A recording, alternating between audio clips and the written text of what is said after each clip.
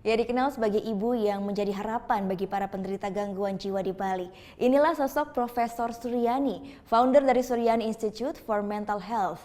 Bersama para relawan, ia turun ke desa-desa di Bali untuk berikan pengobatan gratis bagi orang dengan gangguan jiwa.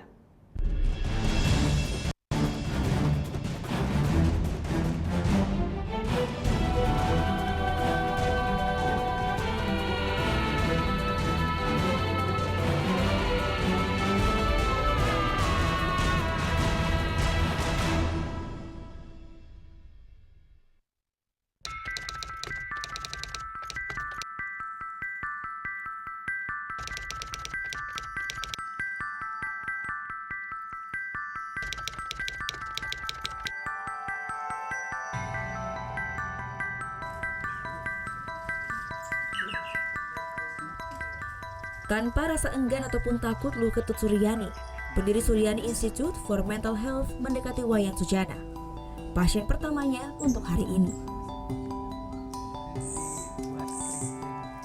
Pria berusia 55 tahun yang mengidap gangguan kejiwaan ini terlihat tenang menerima kunjungan Suryani bersama para relawan.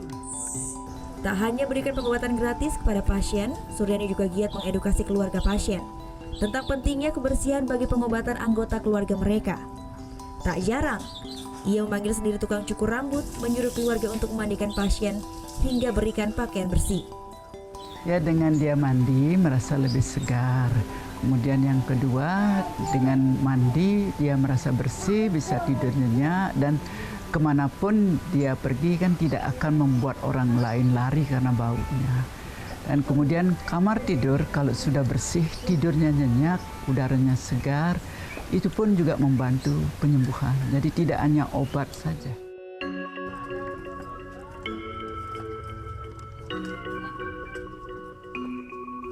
Bagi Suryani, kesehatan mental menyangkut semua segi kehidupan. Melalui hal-hal dasar seperti kebersihan badan, minum dan makan yang cukup, kita bisa menata kesehatan jiwa kita. Namun sayang, hal ini jarang menjadi prioritas dalam keseharian masyarakat. Mendatangi desa-desa bahkan hingga ke pelosok Bali untuk menjenguk pasien secara berkala. Inilah kegiatan rutinnya bersama para relawan. Kunjungan hari ini ke Desa Blabatu di kawasan Gianyar. Di Blabatu ini, di mana seorang sopir yang tidak punya penghasilan banyak membantu 26 orang yang mengalami gangguan jiwa di daerahnya sekitar 4 tahun. Saya merasa tertantang, dia yang tidak punya pengetahuan mau membantu, kenapa saya tidak? Nah, anak saya meminta bantu dia karena dia tidak punya uang, pasien cuma dirawat begitu tetapi tidak ditangani secara yang benar. Om Swastiastu. Ada 3 pasien yang dijadwalkan untuk diobati hari ini di Desa Blabatu. Desa ini menjadi satu desa contoh untuk penanganan orang dengan gangguan jiwa atau ODGJ di Bali. Tak hanya masyarakat yang sudah peduli, namun perangkat desa pun turut serta berikan dukungan.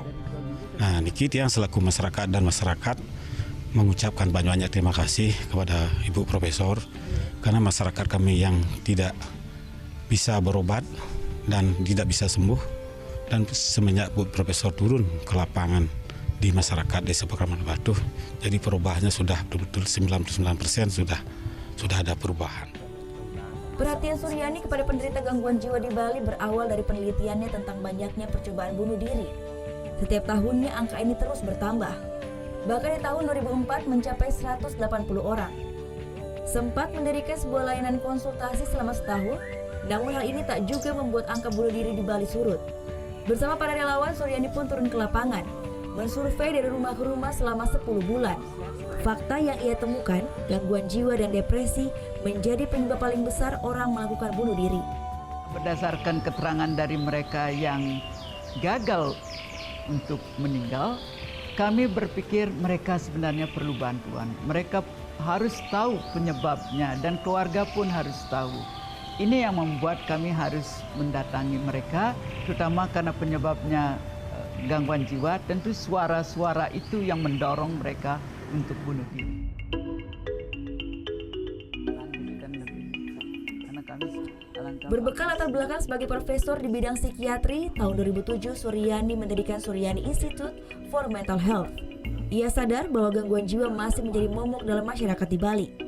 Tidak banyak yang tahu bahwa orang dengan gangguan jiwa atau ODGJ bisa disembuhkan. Karena hampir semuanya tidak mengerti bahwa ini bisa ditangani. Mereka sudah mempunyai pemikiran sekali gangguan jiwa seumur hidup mereka gangguan jiwa.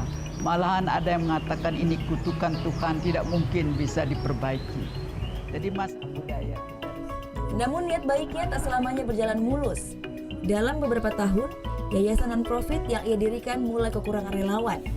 Dari puluhan hingga akhirnya hanya tersisa 5 saja. Kontroversi cara pengobatannya yang jalan dari rumah ke rumah pun sempat menjadi masalah. Pertemuan Psikiatri Nasional tahun 2014, kita membicarakan mengenai undang-undang di mana dokter boleh praktek. Kami sampaikan masalah yang kami alami. Apakah teman-teman psikiater bisa membantu kami mencegah jangan sampai ditangkap polisi? Tetapi ternyata mereka tetap menyatakan tidak. Ini aturan dan harus ditaati dan sebaiknya pasien itu datang ke tempat praktek. Berulang kali saya katakan mereka tidak mungkin, tidak punya uang dan tidak mungkin datang jauh tempatnya. Namun kegigihan Suryani terbayar. Dari tahun ke tahun hasil jerih payah ia bersama dengan relawan membuahkan hasil. Dari melihat kesembuhan pasien hingga keluarga yang percaya untuk melepaskan pemasungan. Permulaan kami punya konsep membantu mereka yang tidak ada membantu. Banyak dari mereka sudah kami bebaskan, 58% dari pasien ini sudah bebas tanpa memakai obat. Kemudian sisanya sembuh atau membaik tetapi perlu obat. Jadi sebagai dokter ini hasil yang luar biasa. Pelepasan pemasungan adalah sebuah pencapaian yang besar. Beragam motif mendasari seseorang penderita gangguan jiwa dipasung. Mulai dari ketakutan keluarga dan masyarakat sekitar, hingga faktor internal keluarga. Padahal dukungan keluarga dan masyarakat menjadi faktor penentu seseorang dengan gangguan jiwa bisa disembuhkan. Metode Mind Body Spirit Sosio Budaya yang menjadi senjata pamungkas yang diperkenalkan oleh Suryani. Ia percaya gangguan jiwa tidak bisa disembuhkan hanya dengan pengobatan ala barat, namun harus digabungkan dengan konsep ketimuran seperti meditasi. Ya, kalau menyerah rugi. Sekian tahun kami berjuang untuk memperkenalkan Mind Body Spirit Sosio Budaya. Sejak tahun 74 kami mencoba konsep ini, memahami konsep ini sejak tahun 72. Tidak gentar untuk terus menyuarakan apa yang kita yakini benar. Inilah yang dilakukan Suryani selama bertahun-tahun. Faktor usia tak menjadi halangan baginya untuk tetap berusaha. Ia percaya pulang ke dalam kehangatan keluarga menjadi dorongan tersendiri baginya untuk tetap kuat. Visi Suryani yang terus ia perjuangkan adalah membentuk masyarakat yang peduli. Masyarakat yang tidak menghindari, namun merangkul dan kembali memanusiakan para penderita gangguan jiwa. Gangguan jiwa itu tidak menakutkan, asal kita tidak takut. Tapi kalau kita takut, benci, marah, ya wajarlah dia akan ngamuk. Orang gangguan jiwa dia sangat peka, bisa merasakan perasaan orang. Jangan kira dia tidak bisa merasakan. Gita Natalia, Ani Setiawan melaporkan untuk NET.